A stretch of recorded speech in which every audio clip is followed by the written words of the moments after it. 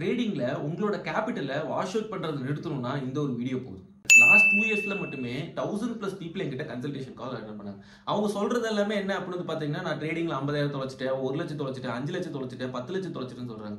Even இங்க இருக்கிற நிறைய பேர் பிகினருக்கு என்ன டவுட் இருக்குன்னா, ட்ரேடிங்ல போனா என்னோட மொத்த கேபிட்டல் போயிடுச்சுன்னா என்ன பண்றது? But what if I tell you, என்னோட லைஃப்ல ட்ரேடிங் ஜேர்னில not even a single time, ஒரு டைம் கூட என்னோட கேபிட்டலை ப்ளோ அவுட் பண்ணதே இல்லை. ஒரு கேபிட்டல் 10,000 போறேன், என்னோட 10,000 அழிஞ்சு போச்சுங்கிற சினாரியோ நடந்ததே இல்லை.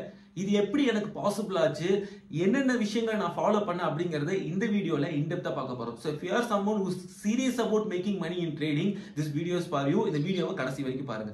Let's get started. ஃபர்ஸ்ட் உங்க எல்லாத்துக்கிட்டையும் ஒரு கேள்வி கேட்கிறேன். லெட்ஸ் சே நீங்க ஒரு 1 லட்சம் ரூபாய் ஒரு கேபிட்டல் கொண்டு வரீங்கன்னு வச்சுக்கலாம். இந்த கேபிட்டல் கம்ப்ளீட்டா அழிஞ்சு போறதுக்கு எப்படி எல்லாம் பாசிபிலிட்டி இருக்கு அப்படிங்கறத பார்க்கலாம். இப்போ நீங்க போய் மார்க்கெட்ல ட்ரேட் எடுக்க போறீங்க. 1 லட்சம் ரூபாய் உங்ககிட்ட கேபிட்டல் இருக்கு, மார்க்கெட்ல போய் ட்ரேட் எடுக்க போறீங்க. சோ ஒரு ட்ரேடுக்கு நீங்க எவ்வளவு ரிஸ்க் வைக்கிறீங்க அப்படின்னு பாத்தீங்கன்னா ஒரு 100% ரிஸ்க் வைக்கிறீங்கன்னு வச்சுக்கலாம். அப்படின்னா என்னன்னா, வந்தா உங்களுக்கு 2 லட்சம் ரூபாய் வரும், இல்ல போனா மொத்தமும் 1 லட்சம் ரூபாய் போயிடும். அப்படின்னா எத்தனை ட்ரேட் லாஸ் ஆனா உங்களோட கேபிட்டல் வாஷ் அவுட் ஆகும்? ஒரே ஒரு ட்ரேடு போதும், உங்களோட மொத்த கேபிட்டல் அடிக்கிறதுக்கு ஒரே ஒரு ட்ரேடு போதும்.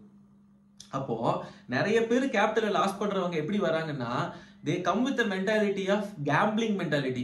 Either make it double or make it zero. But this is not how a trading business runs. இதுவே இப்படி பார்த்துக்கலாம். நீங்க உங்ககிட்ட 1 லட்சம் ரூபாய் ட்ரேடிங் கேபிட்டல் இருக்கு. நீங்க ஒரு ட்ரேடுக்கு நீங்க வெறும் 1% ரிஸ்க் வைக்கிறீங்க வச்சுக்கலாம். அதாவது 1 லட்சம் ரூபாயில வெறும் 1000 ரூபாய் ரிஸ்க் வைக்கிறீங்க. இப்போ யோசிச்சு பாருங்க, கன்சிஸ்டன்டா ட்ரேடிங் பண்றீங்க, உங்களுக்கு 10 லாஸ் கன்சிஸ்டன்டா வருது அப்படின்னு வச்சுக்கலாம். உங்களோட ஒரு ப்ராப்பரான ஒரு ப்ரூவன் ப்ராஃபிட்டபிள் சிஸ்டம் பில்ட் பண்ணிருக்கீங்க, அதை நீங்க ஃபாலோ பண்றீங்க. கன்சிஸ்டன்டா 10 லாஸ் வந்தா கூட 1 லட்சம் ரூபாய் நீங்க 10,000 ரூபாய் தான் லாஸ் பண்ணிருப்பீங்க. இப்போ நீங்க என்கிட்ட ஒரு கேள்விக்கு பதில் சொல்லுங்க. கன்சிஸ்டன்டா 10 லாஸ் வந்து அதுக்கப்புறம் ஒரு ப்ராஃபிட் வருது which will gain you 10% profit. அப்போ இங்க ரெசிபி என்ன, சீக்ரெட் என்ன அப்படின்னு பாத்தீங்கன்னா, நீங்க தோக்கும் போது ரொம்ப சின்ன அமௌண்ட் தோக்குறீங்க, நீங்க ஜெயிக்கும் போது ரொம்ப பெருசா ஜெயிக்கிறீங்க. So trading is a profession where நீங்க எந்த ஒரு ஸ்ட்ராட்டஜியை கத்துக்கிட்டாலும் சரி, நீங்க எவ்வளவு வருஷம் நீங்க ட்ரேடிங்ல இருந்தாலும் சரி, நீங்க எவ்வளவு பெரிய அறிவாளியா இருந்தாலும் சரி, உங்களால எல்லா ட்ரேட்ஸுமே ப்ராஃபிட்ல கொண்டு போய் சேர்த்தவே முடியாது. இன்னைக்கு நிறைய பேர் புதுசா வரவங்க என்ன பண்றாங்கன்னா, ஆப்ஷன் பையிங்ல இருந்து ஸ்டார்ட் பண்ணுவாங்க. அவங்க கொண்டு வர கேபிட்டலே எவ்வளவு அப்படின்னு பாத்தீங்கன்னா 5000 ரூபாய் தான். 5000 ரூபாய் கொண்டு வந்துட்டு என்ன பண்ணுவாங்கன்னா, ஒரு ஆப்ஷனை போய் பை பண்ணுவாங்க. அதோட கான்ட்ராக்ட் வேல்யூ என்ன அப்படின்னு பாத்தீங்கன்னா ஒரு 18 லட்சம் 20 லட்சம் இருக்கும். அப்படின்னா 20 லட்சம் ரூபாய் மதிப்புள்ள ஒரு இன்ஸ்ட்ருமெண்ட்டை அவங்க என்ன பண்றாங்க, வெறும் 5000 ரூபாய் கொடுத்து மார்ஜின் மூலமா லெவரேஜ் யூஸ் பண்ணி என்ன பண்றாங்க அப்படின்னு பாத்தீங்கன்னா வாங்குறாங்க. இப்போ இந்த 20 லட்சம் ரூபாய் வெறும் 1% மேல போனா உங்களுக்கு என்ன ஆகும்? 5000 10,000 மாறும். 1% கீழே வந்தாவே 5000 ஜீரோவாகவும் மாறும். ஸோ ஏதோ ஒரு ரேண்டமான இன்ஸ்டாகிராம்ல சொல்றவங்க இல்லை யூடியூப்ல சொல்றவங்க கால்ஸ் கொடுக்குறவங்கள பார்த்து ஒரு ட்ரேட் எடுத்திருப்பாங்க. ஃப்ளூக்ல ஒரு ட்ரேட் 5000 என்ன இருக்கும், 10,000 இருக்கும். இப்போ இவங்களோட மென்டாலிட்டி என்னவா மாறிடுச்சுன்னா, எப்படியாவது அந்த ஸ்ட்ராட்டஜியை நான் கத்துக்கிட்டேனா, எப்படியாவது அந்த கால்ஸ் கொடுக்குறவங்க நான் கத்துக்கிட்டேனா, 5000 10,000 ஆக்குவோம், 10,000 20,000 ஆக்குவோம், 20,000 40,000 ஆக்குவோம், 40,000 80,000 ஆக்குவோம்னு சொல்லி தான் இவங்க என்ன பண்ணிருப்பாங்க, ட்ரேடிங்கே பண்ணிருப்பாங்க. But this is not how trading works. Trading is a business where you will be facing profits as well as losses. நீங்க எவ்வளவு பெரிய ஆளா இருந்தாலும் சரி, எல்லா ட்ரேட்ஸையும் உங்களால ப்ராஃபிட்ல கொண்டு போய் சேர்த்த முடியவே முடியாது. there will be losses. அப்ப லாசஸ் வரும்போது எப்படி நீங்க ஹேண்டில் பண்ண போறீங்க? what do I mean by that? Losses வரும்போது எப்படி நீங்க வந்து கம்மி பண்ண போறீங்க? ப்ராஃபிட் வரும்போது எப்படி மேக்ஸிமைஸ் பண்ண போறீங்க? இதுக்கு பேசிக்கா ஃபர்ஸ்ட் அண்ட் ஃபோர்மோஸ்ட் திங் நீங்க கத்துக்க வேண்டியது ரிஸ்க் மேனேஜ்மெண்ட். அப்ப ரிஸ்க் மேனேஜ்மெண்ட் எவன் ஒருத்த ப்ராப்பரா கத்துக்கிட்டானோ அவனோட அக்கௌண்ட் என்ன ஆகாது, ப்ளோவே ஆகாது. ஏன்? 1 லட்சம் ரூபாய் 1% ரிஸ்க் எடுக்கிறீங்க. ஸோ என்னாலும் சரி, ஒரு ட்ரேட்ல நான் 1% ரிஸ்க் எடுக்க போறேன் நீங்க இறங்கிட்டீங்கன்னா, நீங்க 100 ட்ரேட் லாஸ்ல போனா மட்டும் தான் உங்களோட கேபிட்டல் என்ன ஆகும், லாஸ் ஆகும். இப்போ நீங்களே ஒரு விஷயம் கேட்டு பாருங்க, நீங்க ஃப்ளூக்ல நீங்க 100 ட்ரேட் எடுங்க, 100 ட்ரேடுமே லாஸ்ல போறதுக்கு வாய்ப்புகள் இருக்கா? கண்டிப்பா கிடையாது. அப்போ ஒரு ப்ரூவன் ப்ராஃபிட்டபிள் ஸ்ட்ராட்டஜியே இல்லைனாலும் இந்த கேபிட்டல் ப்ளோ அப் ஆகாம இருக்கணும்னா நீங்க ஃபாலோ பண்ண வேண்டியது ஸ்ட்ராங் ரிஸ்க் மேனேஜ்மெண்ட். இதை தான் நான் என்னோட ஸ்டூடெண்ட்டுக்கும் நான் சொல்லி தருவேன். லாஸ்ட் 1 மந்த்ல மட்டுமே என்னோட ஸ்டூடெண்ட் ஒருத்தர் 1 lakh கேபிட்டல் போட்டு ஒரு ட்ரேடுக்கு வெறும் 1% ரிஸ்க் எடுத்து லாஸ்ட் மந்த்ல 5% ப்ராஃபிட் பண்ணிருக்காரு. அதோட ஸ்கிரீன்ஷாட்டையும் நான் உங்களுக்கு ஸ்கிரீன்ல காட்டுறேன். அப்போ நீங்க பெரிய ப்ராஃபிட் பண்றதுக்கு நீங்க வந்து 100% ரிஸ்க் எடுக்கணும்னு அவசியம் கிடையாது. நீங்க சின்ன ரிஸ்க் எடுத்து உங்களால ப்ராஃபிட்ஸை ட்ரெயில் பண்ணி பெருசு பண்ண முடிஞ்சாவே உங்களால வந்து ப்ராஃபிட்ஸ் என்ன பண்ண முடியும் அப்படின்னு பாத்தீங்கன்னா மேக்ஸிமைஸ் பண்ண முடியும். So if you are someone who is a beginner அப்படின்னா நான் என்ன சொல்லுவேன் அப்படின்னு பாத்தீங்கன்னா, stop doing options and futures. So ஏன்னா ஆப்ஷன்ஸ் அண்ட் ஃபியூச்சர்ஸ்ல நீங்க வாங்குறதுக்கு சின்ன பிரீமியம் ஒரு சின்ன மார்ஜின் அமௌண்ட் தான் பே பண்ணுவீங்க. ஆனா அது அந்த கேபிட்டல் வச்சுட்டு உங்களால ரிஸ்க் மேனேஜ்மெண்ட் ஃபாலோ பண்ண முடியுமா? ஃபாலோ பண்ண முடியாது. எக்ஸாம்பிளுக்கு 5000 ரூபாய் இருந்தா போதும் ட்ரேடிங்ல வந்து டெய்லி 500 ரூபாய் சம்பாதிக்கலாம், இல்ல டெய்லி 5000 சம்பாதிக்கலாம்னு வரீங்கன்னா திஸ் இஸ் கம்ப்ளீட்லி ராங். நீங்க 5000 ரூபாய் அது வாங்குறதுக்கு, ஒரு கான்ட்ராக்ட் வாங்குறதுக்கு 5000 ரூபாய் தேவைப்பட்டாலும் நீங்க யோசிச்சு பாருங்க, ஒரு கேபிட்டல் 5% ரிஸ்க் வைக்கணும். அப்போ உங்ககிட்ட 5 லட்சம் ரூபாய் கேபிட்டல் இருந்தாதான் நீங்க 5000 ரூபாய் இருக்கிற ஆப்ஷன் என்ன பண்ணும் அப்படின்னு பாத்தீங்கன்னா பை பண்ணணும்.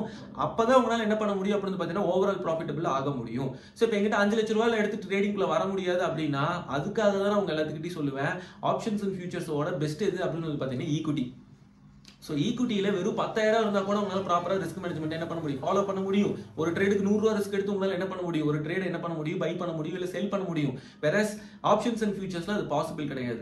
ஸோ நல்லா ஞாபகம் வச்சுக்கோங்க, இந்த லெவரேஜ்ங்கிற கான்செப்ட் வந்து பாத்தீங்கன்னா டபுள் சைடட் ஸ்வார்ட். எல்லாருமே எதுக்காக ஆப்ஷன்ஸ் அண்ட் ஃபியூச்சர்ஸ்க்குள்ள போறாங்கன்னா ப்ராஃபிட்ஸ் மேக்ஸிமைஸ் பண்ணுங்கிறதுக்காக.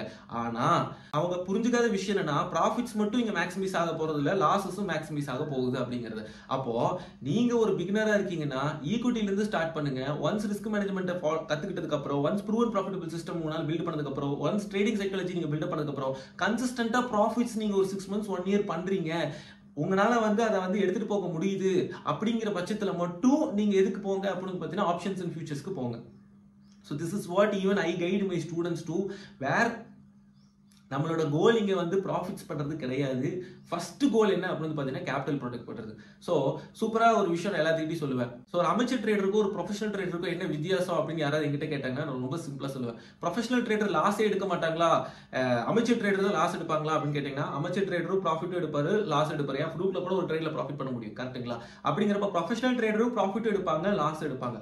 ஆனா ப்ரொஃபஷனல் ட்ரேடர் இஸ் சம்வன் ஓவராலா ஒரு ரிஸ்க் கண்ட்ரோல் பண்ணி அவர் ஓவரால் ப்ராஃபிட்டபிள் ஜர்னியை ஸ்டார்ட் பண்ணுவாரு. இந்த அமெச்சர் ட்ரேடர் என்ன பண்ணுவாங்க, ஒரு ட்ரேட் 2 ட்ரேட்ல ப்ராஃபிட் பண்ணாலும் ஓவராலா பெரிய லாஸ்ல போய் உட்காருவாங்க. இதுக்கு காரணம் பிகாஸ் அமெச்சர் ட்ரேடர் கிட்ட ப்ராப்பரான மைண்ட் செட் இல்ல, ப்ராப்பரான ப்ரூவன் ப்ராஃபிட்டபிள் சிஸ்டம் இல்ல, ப்ராப்பரான சைக்காலஜி இல்ல. So if you are someone who wants to become a professional trader, start focusing on saving your capital rather than hoping for a 100%, 200%, 500% returns focus பண்றது நிறுத்திட்டு first நீங்க பிகினரா இருக்கீங்கன்னா proper risk management follow பண்ணுங்க. And எப்படி உங்க கேபிட்டலை வந்து save பண்றதுங்கிறத கத்துக்குங்க. Once நீங்க capital ஒரு 6 months நீங்க சேவ் பண்ணி பழகிட்டீங்க, உங்க கேபிட்டல் லாஸ் ஆகாம நீங்க தடுத்து பழகிட்டீங்கன்னா ஆட்டோமேட்டிக்கா மார்க்கெட் கண்டிஷன்ஸ் உங்களுக்கு ஃபேவரா வரும்போது நீங்க வேற லெவல் என்ன பண்ண முடியும், மணி மேக் பண்ண முடியும். சோ நமக்கு எப்பப்பெல்லாம் மார்க்கெட் ஃபேவரபிளா இல்லையோ எந்த ஒரு ஸ்ட்ராட்டஜி நீங்க இந்த உலகத்துல எடுத்துட்டாலும் 100% ஆஃப் த டைம்ஸ் அது என்ன கொடுக்காது, ரிசல்ட்ஸ் கொடுக்காது. அதுவும் லாஸஸ் கொடுக்கும், ப்ராஃபிட் கொடுக்கும். அப்ப லாஸஸ் கொடுக்கும்போது உங்களோட லாஸஸ் மினிமலைஸ் பண்ணி ப்ராஃபிட்ஸ் கொடுக்கும்போது அதை வந்து என்ன பண்ணணும், மேக்ஸிமைஸ் பண்ணணும். That is where a proven profitable system comes into picture. So next time உங்களோட ட்ரேடிங் அக்கௌண்ட் ப்ளோ பண்ணாம இருக்கணும்னா ஒரு விஷயத்தை நீங்க ஸ்ட்ரிக்ட்டா ஃபாலோ பண்ணா அது risk management. So risk management ஒரு விஷயத்தை ஃபாலோ பண்ண மாட்டேன்னா நான் உங்ககிட்ட சொல்றதுன்னா பெட்டர் நீங்க ட்ரேடிங்கே பண்ணாதீங்க. அட்லீஸ்ட் நீங்க கஷ்டப்பட்டு வேலையில சம்பாதிச்ச காசு, அட்லீஸ்ட் நீங்க கஷ்டப்பட்டு செல்ஃப் எம்ப்ளாய்மெண்ட் பண்ணி சம்பாதிச்ச காசை நீங்க சேவாது பத்திரமாவது உங்ககிட்டயாவது இருக்கும்.